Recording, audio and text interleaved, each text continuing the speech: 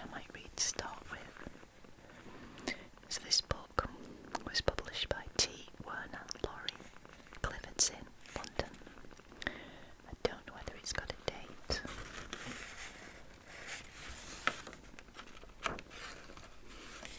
No. Okay, this book is put forward in the belief that a demand exists for a concise epitome of the origin and meaning of words and phrases, which are in everyday use but which are often not appreciated at their full significance. Sorry. Yeah, I don't know why I had problems with that word then. Okay. Its size is sufficient to show that it is neither intended to be an exhaustive philological treatise nor an academic encyclopedia, but it aims at throwing an interesting light on many words by recalling their derivation, and it endeavours to give useful information in a pleasant and chatty form. Well, that's nice. One of the chief difficulties in its compilation has been the selection of its contents. Some criterion had to be established, as it was obviously impossible, while confining the book to convenient limits, to include everything that would be of interest to all, and yet that which might appear most desirable to some might be esteemed valueless by others. Eventually, as the result of much cogitation, the compiler decided to cut the Gordian knot by boldly wielding the sword of his own fancy. Only that which seemed of interest to him should be included. So basically, this is a book, and all the contents are words that, or phrases that the author fancied having in a book. So let's check it out.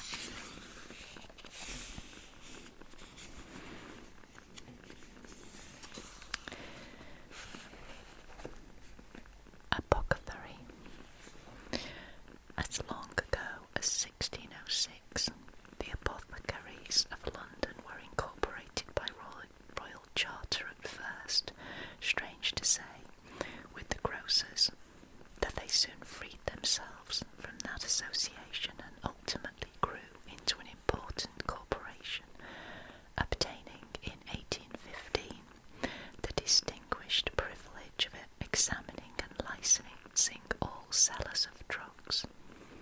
How different was the apothecary of old may be gathered from the description put by Shakespeare into Romeo's mouth. That's from Romeo and Juliet, Act 5.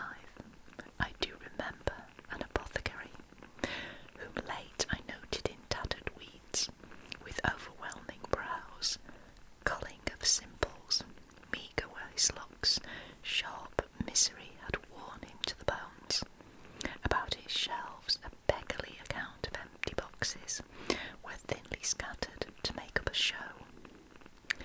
It is curious to note that the word apothecary is derived from the Greek apotheke, signifying a storehouse or what is laid up therein. April Fool. Both in England and on the continent, it is considered legitimate to make April Fools on the first day of April. In Scotland,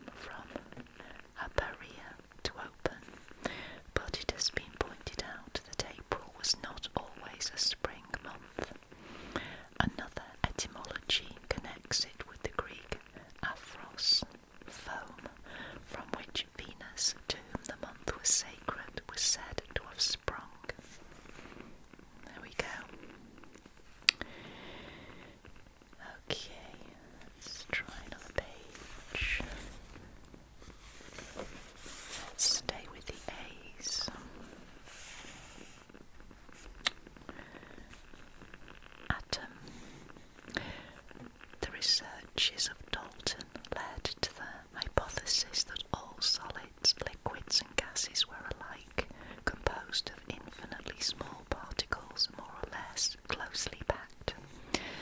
These were called atoms because, being the smallest possible particles, they could not be divided. Greek atomos, that which cannot be cut. The so-called atoms are invisible units of the various elements, but there is reason to believe that these units are each a collection of still smaller units, revolving round a centre, so that an atom may be imagined as in itself an infinitely minute solar system. It is remarkable that Pope, who lived long before Dalton, in his essay on man, says that God sees with equal eye atoms or systems into ruin hurled.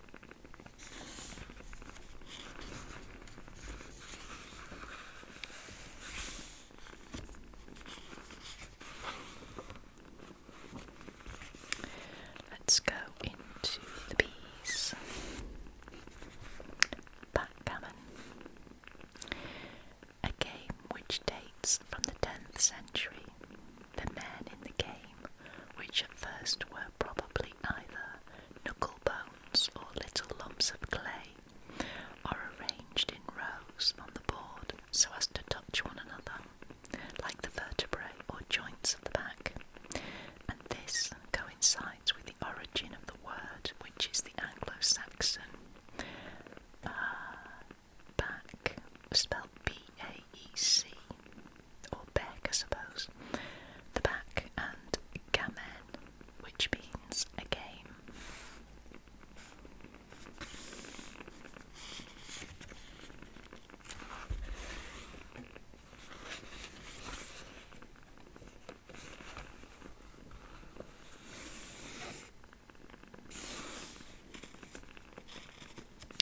Well, let's read this. Balance. In Egyptian mythology, the soul is brought into the hall of double truth and weighed in the balance. Doubtless, the balance was one of the earliest contrivances that man invented. Our word balance, which is the same in French, comes from the Latin bilan, a double scale, the word being formed from bis, double, and lancy, a plate or scale. And it is the word scale that we get at the origin of the device of the balance and the wonder of its invention, for we find in the Anglo-Saxon language two similar words, scala, the scale of a fish, and scala, a balance, both derived from an ancient Sanskrit root, scand, to ascend, whence the Latin scander, to mount, and scala, a ladder. This implies that the scale was the thin shell or plate which lifted. Anything might drop. Primitive man was well aware of that, but in this device he perceived that the weight in one scale, however little heavier it might be, would lift the weight in the other. Here was the original wonder of the balance, but in later, perhaps less imaginative times, the balance, as shown by the Latin word libra, means the level.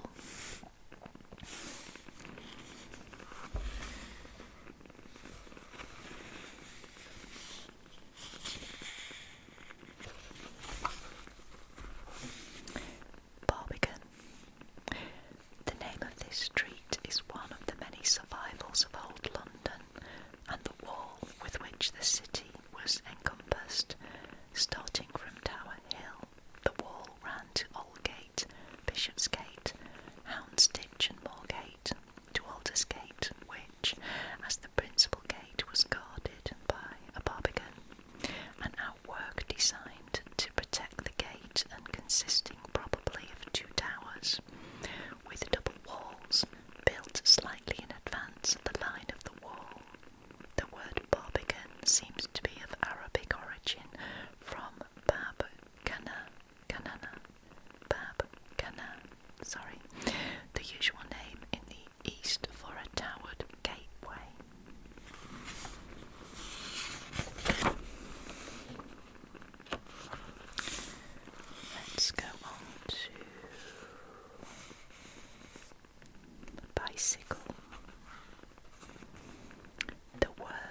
which has been coined from the Latin bis, twice, and the Greek kailos, a circle. An unscholarly compound has no pretensions to antiquity, and it is the newness of the bicycle as an invention that is its chief marvel.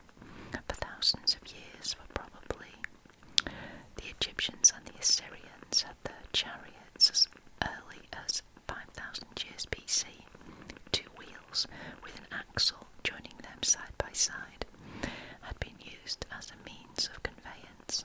But though it must have been well known that a wheel, a hoop for instance, would balance itself in an upright position so long as it retained a rotary movement, yet apparently through all those ages no one thought of applying that knowledge for the purpose of locomotion. Thus, incredible as it seems, the invention of the bicycle was reserved for the last quarter of the 19th century AD! Exclamation mark.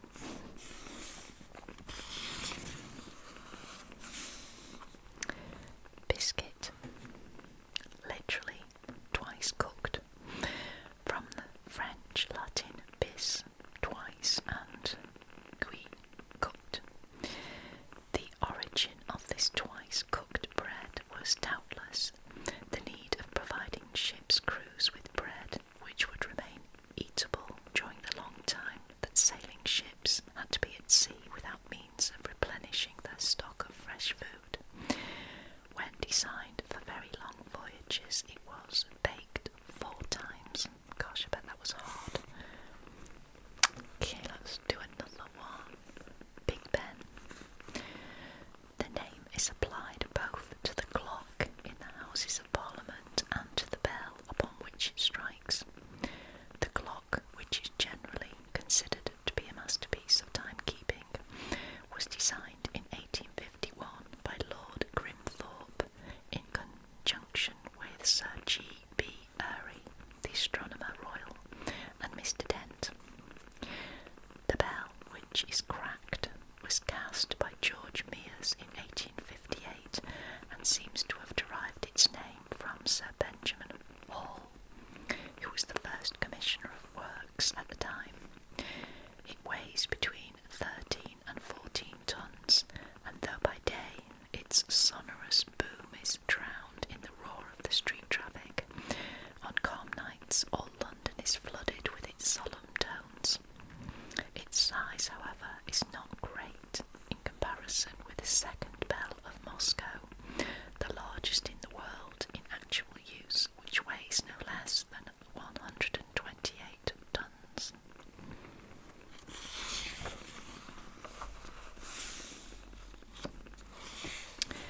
Right, let's try some C's.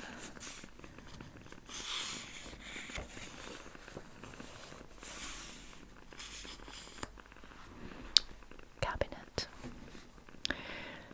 Using the word in its political sense, the Cabinet is one of the many excellent anomalies of the English Constitution, and few things in our history are more curious than its origin and growth. From the earliest times, the king was assisted in his government by a privy council, whose advice was sought and more or less acted upon in the gravest and most delicate affairs of state. But with the gradual increase of the democratic character of Parliament, the real government of the nation became more and more vested in the king's parliamentary ministers, while coincident with this, the rank of Privy Councillor came to be bestowed as an honorary distinction on men to whom nothing was confided. As a result, the sovereign was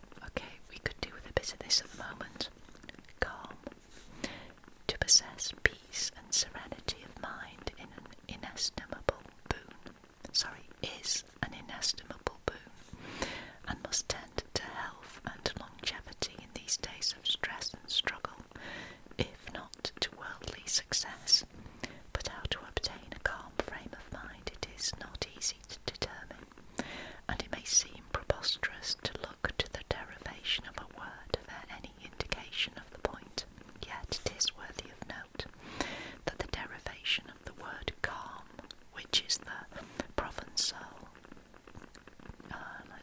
calm is that calm, a resting time for flocks, from the Low Latin corma, the heat of the sun, through the Greek corma, noonday heat, suggests that the radical meaning of the word is a rest during the heat of the day.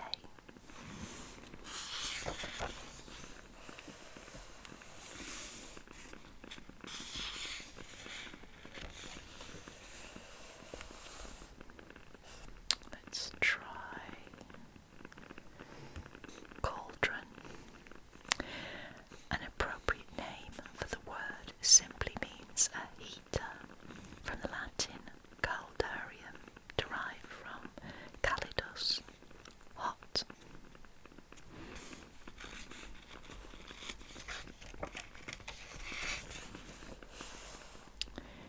Let's go for Chancellor.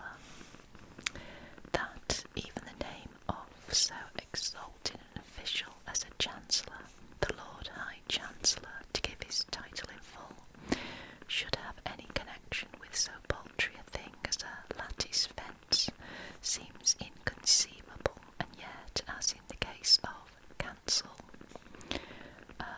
the derivation of the word is the Latin cancelli, lattice work, cancellus, a grating. The application of the name and the gradual evolution of the office came about thus. Originally, in the Roman Empire, a chancellor was a petty officer stationed at the fence of bars or lattice work in a law court, to introduce such functionaries as were entitled to pass inside. The Emperor Carinus, the immediate predecessor of Diocletian, gave great offence by making such a chancellor a prefect of Rome. Later in the Eastern Empire, a chancellor was a secretary who sat inside the lattice work to write, who also became invested with judicial functions and ultimately with a superintendence over the other officers of the empire. From this high dignity to that of a modern English Lord Chancellor, the transition is easy, but it is curious that throughout this process of evolution, the appellation gained from the fact that the original station of office was contiguous to the lattice bars of the court should have persisted to the present day. Okay, let's see. Cider. If the derivation of its name be any guide to the quality of an article, cider should be denounced and eschewed by total abstainers. The word comes to us from the Hebrew shakar, through the Greek sakira and the Latin sasira, all signifying strong drink. In Wycliffe's Bible, the passage Luke 1:15, which appears in the authorised version as "He shall drink neither wine nor strong drink," is rendered, "He shall not drink wine and cider," showing that in old days the alcoholic strength of cider was fully recognised. It is stated by Brand that the weakest cider contains over 5% of alcohol, while the strongest is estimated to have nearly 10%. I do like cider, I must say. Okay, shall we go to D? Dandelion. If we have ever taken the trouble to examine this common wayside plant, we must have noticed the jagged, tooth-like edges of its leaves. From this characteristic it gains its name, Dandelion, the French for tooth of the lion. esteemed in general. Its sturdy yellow flowers have a charm peculiarly their own in brightening many a dusty country road, and the pretty delicate fairy-like clocks of the dandelion floating serenely in the autumn breeze on their adventurous journeys in search of fresh woods and pastures new, in which to deposit their seeds, are a source of wonder and delight to many a child and to many a thoughtful adult too. Moreover, the plant is not without its practical use. It yields a milky juice from which a valuable medicine, taraxacum, is made. Surely then the dandelion should not be despised. I don't despise a dandelion, do you?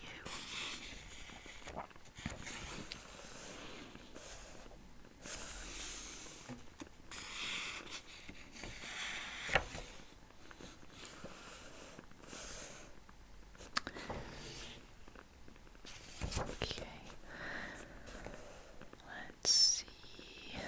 Defoe. The original name of the author of Robinson Crusoe was Daniel Foe. He and his father being both active dissenters, the son became generally known as Mr. D.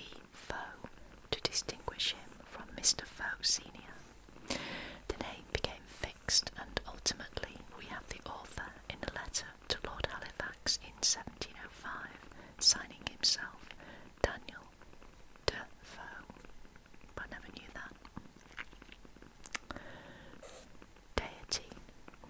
The word comes to us from the French deite, through the Low Latin deitas and the Latin juice, and is cognate with the Anglo-Saxon Jew, the god whose name is preserved in our word Tuesday, the Welsh Dwi, the Gaelic and Irish Dia, and the Sanskrit Diva, all signifying God. But the root of all these, according to Skeat, may be found in the Sanskrit Div, a word which, when applied to the deity, seems singularly suggestive of the contemplative mind of the Eastern race, and deeply significant of the effulgence of God and his creative power, for it means to shine.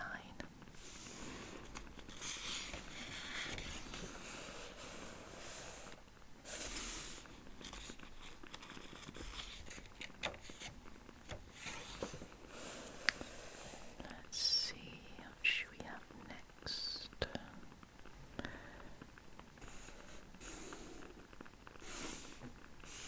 Dilemma. On the horns of a dilemma. Dilemma is a Greek word signifying a double proposition from di or dis, twofold, and lemma, a thing taken or received. Thus, a proposition. A dilemma, therefore, is a position before which there are two alternatives, equally good or equally bad. Doldrums. The doldrums is that region of the ocean near the equator in which, between the trade winds, calms, and light, baffling winds are often met with, greatly delaying the progress of sailing craft. It is no wonder, therefore, that when ships were dependent upon wind alone for the continuance of their voyage, the seamen should be depressed and low-spirited at the enforced idleness and irritating delay incurred in this region, and hence the phrase "in the doldrums" came to mean out of spirits, in the dumps. The origin of the word doldrums is quite uncertain, but it may be a mere alliteration of dolt, which is dull or stupid. Dollar. This is a variant of the German word Thaler, a valley. There were silver mines in Joachim's Tal, whence in the 15th century the Counts of Schlick extracted silver, which they coined into ounce pieces. These pieces in time became the standard coins, being originally called Joachim's thalers, and then simply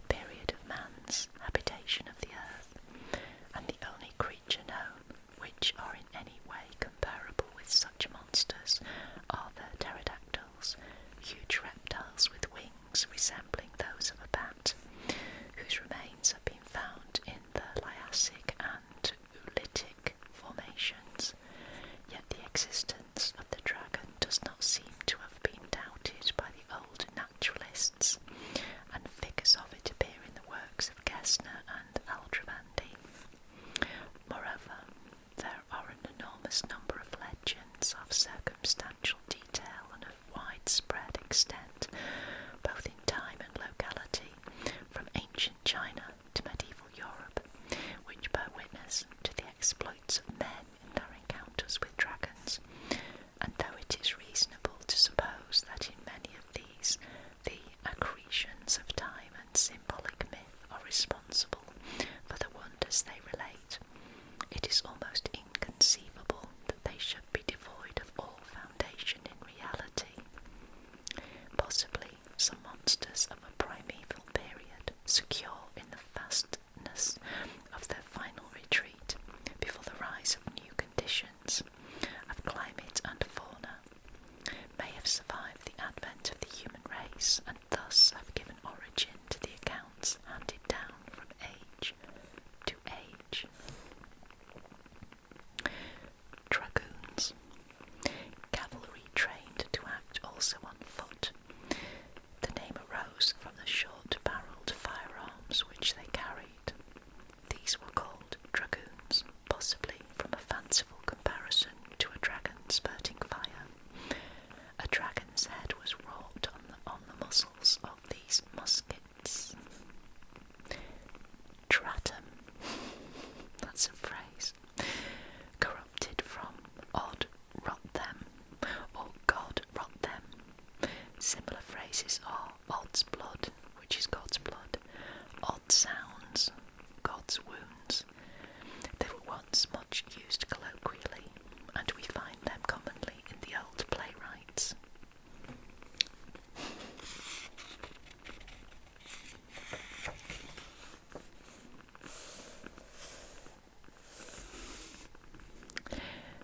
Easter eggs or bashal eggs. An egg is an age-old symbol of creation or recreation, thus in Oriental mythology, Phoenician, Egyptian, Hindu and Japanese, the word is said to have been hatched from an egg. The mundane egg fall, which according to Persian legend, Ormuzid and Ahriman, the angels of light and darkness, were to contend forever. The custom of presenting eggs is believed to have had its origin in Persia. It was also prevalent among the Jews, and in a slightly altered form was adopted by the Christians at their Easter festivals as a symbol of the resurrection of Christ, the eggs being coloured red in token of the blood of the redemption.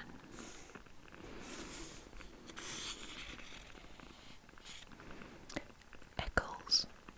The word appears as the name of a place in Lancashire and is a component in the names of many other places, as in Eccles Hall, Eccles Hill and Eccleston. It is a contraction of the Latin ecclesia, a church.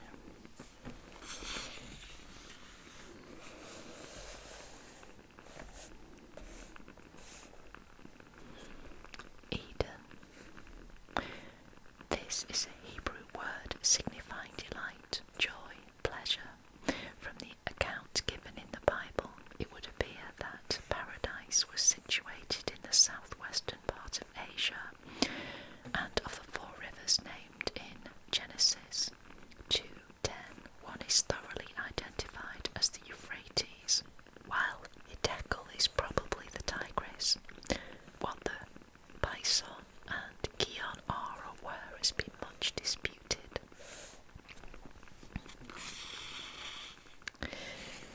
Okay, I'm going to leave it there for now. And if you enjoyed this, I will certainly do another origins and meanings of popular phrases and names